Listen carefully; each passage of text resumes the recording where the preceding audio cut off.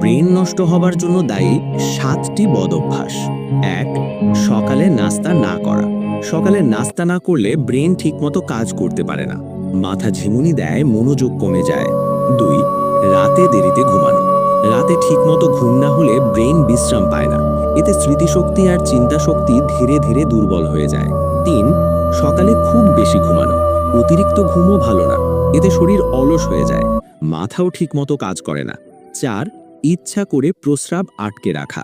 এই অভ্যাস শরীরের পাশাপাশি মাথার উপরও চাপ ফেলে, এটা খুবই ক্ষতিকর। ৫. বেশি মিষ্টি জাতীয় খাবার খাওয়া। অতিরিক্ত মিষ্টি ব্রেনকে ধীরে করে দেয়, মনোযোগ কমে, চিন্তা ভারী লাগে। ৬. খাবার সময় মোবাইল বা টিভি দেখা। খাওয়ার সময় মন অন্যদিকে থাকলে ব্রেন ঠিকভাবে খাবারের সিগন্যাল পায় না, এতে হজম আর মন দুটোই ক্ষতিগ্রস্ত হয়। ৮. মাথায় ক্যাপ বা